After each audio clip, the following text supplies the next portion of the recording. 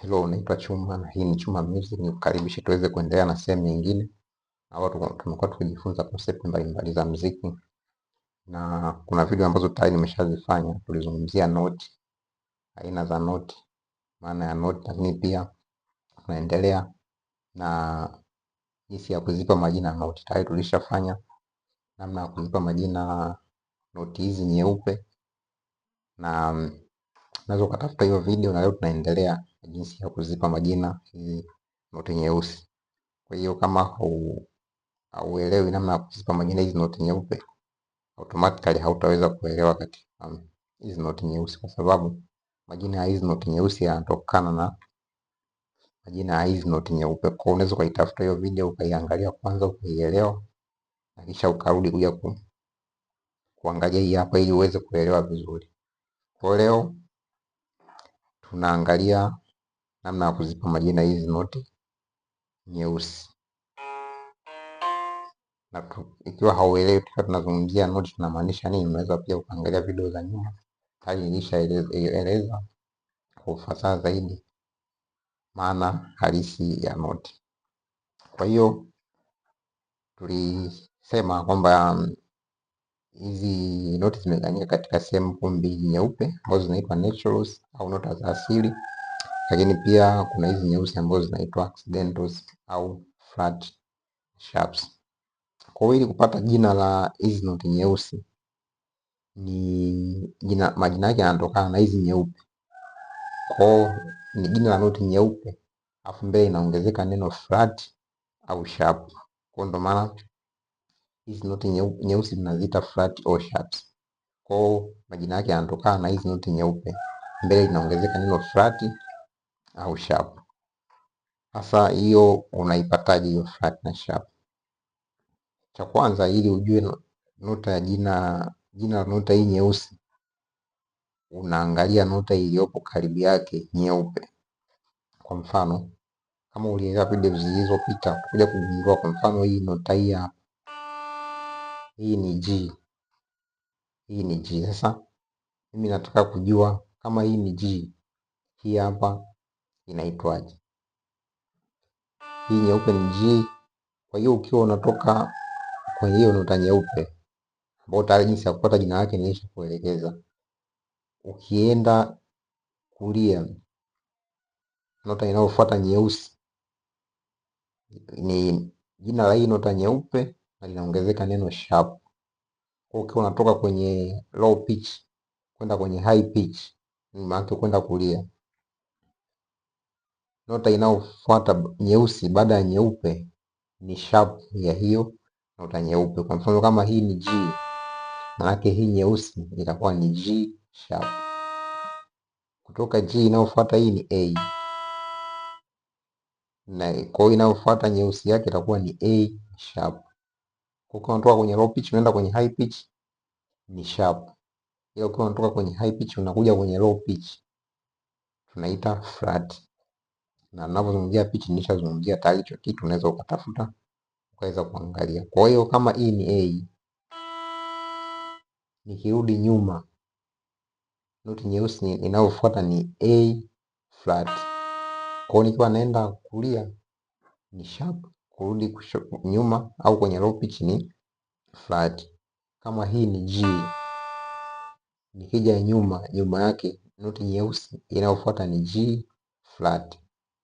Kwa hiyo hizi flat na sharp zina apply kwenye hizi nota nyeusi peke yake.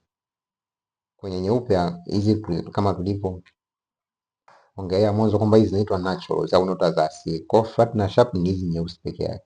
Kwa mfano kama hii ni C, nyeusi inayofuata kwa sababu ipo kulia kwake ni C sharp. Lakini pia nota hii nikiwa kwenye D itakuwa ni nyuma ya D. Namaanisha ni kushoto kwa D. Kwa hiyo hii itaitwa D flat. Kwa hii ni C sharp, lakini pia ni D flat. Vile vile hii hapa, hii ni G. G inayofuata ni G sharp kwa sababu ipo kulia kwa G, lakini pia ni A flat kwa sababu nikiwa kwenye A Nikitaka kuja kwenye hii hapa nitarudi nyuma, au nitakuja kurudi nyuma, maana yake kutoka kwenye high pitch kuja kwenye low pitch. Hii itakuwa ni A flat. Kwa hiyo hii ni A flat au G sharp. Kwa hiyo ndo jinsi ya kupata majina, kuzipa majina hizi key au hizi nota zenye rangi nyeusi. Kwa hiyo tulishazungumza mwanzo kwamba hizi ni flat au sharp. Kwa hiyo inategemeana na ipo karibu na nota gani nyeupe. Na majina hizi nyeupe tayari tushazungumzia kwamba majina yake tunazipa herufi, tunatumia majina ya herufi ya kuanzia A mpaka G. Hata nilishaeleza ama kupata majina ya hizi hapo, unaweza ukareview kwa ajili ya uelewa zaidi. Kwa hiyo hasa ukiangalia kwa mfano hii hapa, kwa mfano hii, ukifuatilia jinsi ya kuzipa majina hizi nota nyeupe, utakuja kugundua hii hapa hii ni E. Kama hii ni F, maana yake nyuma yake ni E. Sasa E, ukitoka E ukienda kulia utakuta noti inayofuata ni nyeupe, hamna nyeusi katikati yake. Kwa hiyo hatuna E sharp. Kwa hiyo E haina sharp. Lakini E ina flat kwa sababu nikitoka E nikirudi nyuma nakutana na nyeusi. Ila nikiwa naenda mbele sikutani na nyeusi, nakutana na nyeupe inayofuata ambayo ni F. Kwa hiyo E haina sharp. Ila E ina flat. Kwa hiyo tuna E flat, hatuna E sharp. Vile vile ukija kwenye B hii hapa. B na yenyewe hivyo hivyo. Nikitoka B inayofuata ni C. Hamna nyeusi kati ya hizi noti mbili. Kwa hiyo hatuna C, hatuna B sharp, ila tuna B flat. Kwa hiyo ukiangalia E na B zina flat na hazina sharp. E na B zina flat, hazina sharp. Lakini tukija kwenye C hapa, ambao tulisema C ni kwenye hizi nyeusi mbili, ya nyuma yake ni C. C yenyewe ukienda kulia unakutana na nyeusi. Kwa hiyo tuna C sharp. Ila ukirudi nyuma unakutana na B, hamna nyeusi katikati yake. Kwa hiyo hatuna C flat. Kwa hiyo C ina sharp ila haina flat. Na nyingine ni C haina flat. Lakini pia nyingine ni F.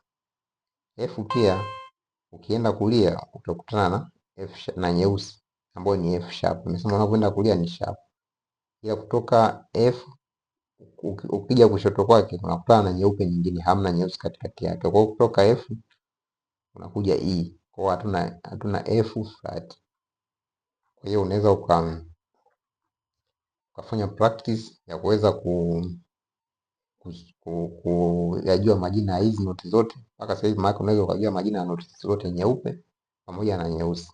Unaweza ukazifanyia practice ukazielewa zaidi, na huo nadhani utakuwa ni msingi mzuri wa kuweza kuendelea na concept ambazo zitakuwa zinafuata. Kwa hiyo hii ninachokupa hapa ni kama msingi ambao ukishindwa kuuelewa bado unaweza ukaja ukahisi kama vile nafundisha vitu vigumu sana, lakini kumbe ni vitu rahisi, yani kwamba wewe haukuweza kuzingatia na kuelewa msingi. Kwa hiyo ni vizuri uka practice kuanza kuzikariri. Mwisho wa siku, mwanzoni itakuwa ni kitu kigumu, baadaye ukija kuendelea unakuja kugundua ni kitu rahisi kabisa, kwamba nitaka kujua A, najua A ni hapa, A sharp hii hapa. Nataka kujua D sharp, D flat, ambapo nikiwa kwenye C inakuwa ni C sharp.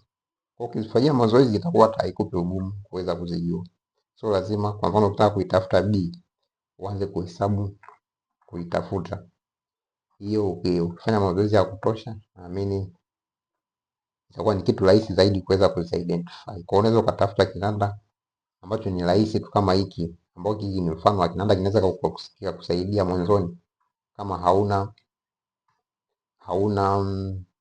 hauna budget ya kuweza kuafford kile kinanda kikubwa. Kwa mwanzoni, kwa sababu unaanza kwenye hizo concept za mwanzoni, unaweza ukatafuta kinanda cha bei ndogo kama hiki hapa, au unaweza ukanitafuta nikasaidia kuweza kukipata kwa bei ambayo ni rahisi kabisa na kikakusaidia kuweza kufanya mazoezi. Kipo kikubwa ambacho kina size kubwa kidogo zaidi ya hiki, ambacho pia bei yake sio kubwa, unaweza ukakipata na kikakusaidia kwenye mazoezi ya mwanzoni.